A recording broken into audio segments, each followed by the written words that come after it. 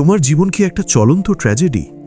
তুমি কি রোজ রাতে বিছানায় শুয়ে নিজেকে জিজ্ঞেস করো, আজও কেন কিছুই হলো না? কেন তোমার স্বপ্নের বাড়ি, তোমার আরাধ্য সাফল্য, তোমার যোগ্য সম্মান সবকিছুই শুধু কালকের জন্য তোলা থাকছে? তুমি কি মনে করো তোমার হাতে সময় কম? দিনটা মাত্র ২৪ ঘন্টার? মিথ্যা। তোমার দিনটা ২৪ ঘন্টার নয়, তোমার দিনটা ৪৮ ঘন্টার। যদি তুমি জানতে কিভাবে সেই অতিরিক্ত ২৪ ঘন্টা চুরি করে নিতে হয়। আর যারা সময় নেই বলে চিৎকার করে, তারা আসলে এক গভীর মনস্তাত্ত্বিক ফাঁদে আটকা পড়েছে। তুমিও কি সেই ফাঁদে পড়া শিকার? শোনো, একটা বিস্ফোরক সত্য বলি, তোমার জীবন কি একটা চলন্ত ট্র্যাজেডি? তুমি কি রোজ রাতে বিছানায় শুয়ে নিজেকে জিজ্ঞেস করো, আজও কেন কিছুই হলো না?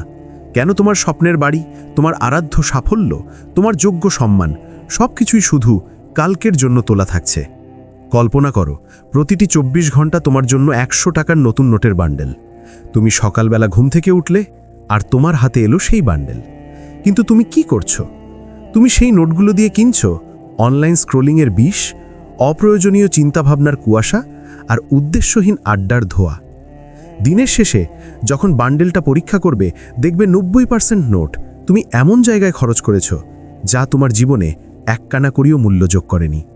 সফল মানুষ এই বান্ডেলটাকে দেখে বিনিয়োগের সুযোগ হিসেবে। তারা জানে একটা নোট খরচ করলে তার বিনিময়ে ১০টা নোট কিভাবে ফেরত আনতে হয়। আর তুমি তো কেবল পুড়িয়ে যাচ্ছ। তোমার অজুহাত হলো, আমার হাতে তো আর স্টিভ জবস বা ইলন মাস্কের মতো টিম নেই। তোমার অজুহাত হলো, ওরা তো ধনী পরিবারে জন্মেছে। বিরতি, সব বাজে কথা। তোমার আর তাদের মধ্যে পার্থক্য কেবল একটাই, তারা সময়কে টাকা হিসেবে দেখে, আর তুমি সময়কে দেখো একটা অন্তহীন নদী হিসেবে, যা বইতেই থাকবে। থমাস আলভা এডিসনকে দেখো, একই ২৪ ঘন্টা পেয়েছিলেন, কিন্তু তিনি জানতেন ঘুমিয়ে কাটানো ১ ঘন্টা মানে মানবজাতির জন্য একটি নতুন আবিষ্কারের সুযোগ হারানো। তিনি দিনে মাত্র ৪ ঘন্টা ঘুমিয়েছেন, আর বাকি ২০ ঘন্টা আলোর জন্য কাজ করেছেন। তার সেই ২০ ঘন্টা তোমার আলস্যের ৪৮ ঘন্টার চেয়েও কয়েক হাজার গুণ মূল্যবান, কারণ তিনি প্রতিটা মিনিটের সাথে একটা উদ্দেশ্য জুড়ে দিয়েছিলেন। আর তুমি সকালে অ্যালার্ম বন্ধ করে যে অতিরিক্ত ৩০ মিনিট ঘুমাও, সেটা ৩০ মিনিট নয়।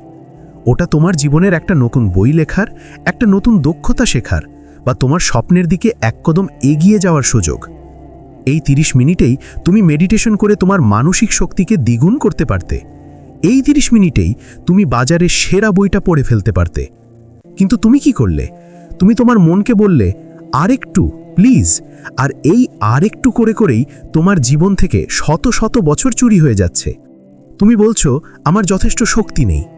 কিন্তু তোমার শক্তি কেড়ে নিচ্ছে কে তোমাকে বাধ্য করছে গভীর রাত পর্যন্ত সোশ্যাল মিডিয়ার নোটিফিকেশনে বুঁদ থাকতে?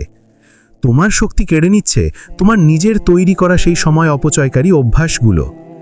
এই অভ্যাসগুলো হলো বিষাক্ত পরজীবী, যারা তোমার ২৪ ঘন্টার রক্ত চুষে নিচ্ছে। এই পরজীবীগুলোর নাম ধরো স্ক্রোল আসক্তি, অতিরিক্ত বিশ্লেষণ বা ওভার অ্যানালিসিস, না বলতে না পারা এবং নিখুঁত হওয়ার অপেক্ষা বা পারফেকশনিজম। তুমি সারাদিন ফোন স্ক্রোল করো, তোমার মন তখন হাজার হাজার অপ্রয়োজনীয় তথ্য দিয়ে ওভারলোড হয়। যখন আসল কাজ করার সময় আসে, তোমার মস্তিষ্ক ক্লান্ত হয়ে পড়ে। তুমি কি জানো, এই স্ক্রোলিংয়ে অপচয় হওয়া ২ ঘন্টা যদি তুমি তোমার দক্ষতা বাড়ানোর পেছনে ব্যয় করতে, তাহলে ১ বছরে তুমি একটি নতুন ভাষা শিখতে পারতে, বা তোমার প্রফেশনাল জীবনে অবিশ্বাস্য উন্নতি করতে পারতে। তুমি অতিরিক্ত বিশ্লেষণ করো, একটা ছোট্ট সিদ্ধান্ত নিতে তুমি ঘন্টার পর ঘন্টা ব্যয় করো। এটা কি ঠিক হবে? ওটা কি ভুল হবে? এই দ্বিধা তোমাকে ১ ইঞ্চিও সামনে এগোতে দেয় না। মনে রেখো, নিখুঁত পরিকল্পনার চেয়ে দ্রুত কাজ শুরু করা হাজার গুণ বেশি মূল্যবান, কারণ কাজ শুরু করার পরই তুমি আসল সমস্যাটা বুঝতে পারবে এবং সমাধানের রাস্তা খুঁজে পাবে। নিখুঁত হওয়ার অপেক্ষায় থাকলে তোমার প্রতিটা দিন কেবল একটা ড্রাফট হয়েই থেকে যাবে। তোমার সময়কে ৪৮ ঘন্টার করার মন্ত্রটা কঠিন কিছু নয়, এটা হলো তোমার মনস্তত্ত্বের একটা পরিবর্তন। তোমাকে তোমার সময় অপচয়ের কারণগুলো খুঁজে বের করতে হবে। এই মুহূর্ত থেকে একটা কাগজ নাও, তোমার জীবনের সেই সমস্ত অভ্যাসগুলো লেখো যা তোমার সময় চুরি করে। ধরো, তুমি প্রতিদিন ২ ঘন্টা সোশ্যাল মিডিয়ায় ব্যয় করো, ১ ঘন্টা অপ্রয়োজনীয় মিটিং বা আড্ডায় নষ্ট করো, আর ১ ঘন্টা কেবল সিদ্ধান্তহীনতায় ভোগো।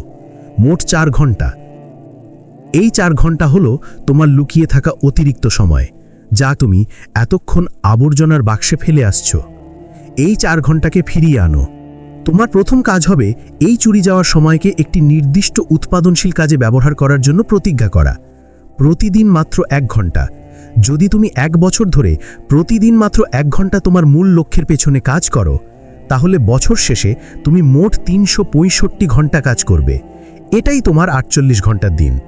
তুমি হয়তো বলবে, দিনের শেষে তো আর শক্তি থাকে না।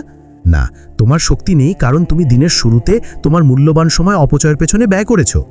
সফল মানুষ সকালে ঘুম থেকে উঠেই তাদের সবচেয়ে কঠিন কাজটি করে ফেলে। এই কৌশলকে বলে ব্যাং গেলা।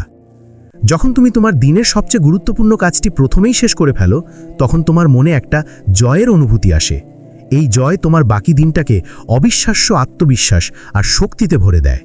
এটা মানসিকভাবে তোমাকে শক্তি দেয়, ক্লান্ত করে না। তুমি যদি তোমার জীবন নিয়ে সিরিয়াস হও, তাহলে এখন থেকে শুরু করো। তোমার ভেতরে সেই ভীরু কণ্ঠস্বরকে বলো, চুপ করো।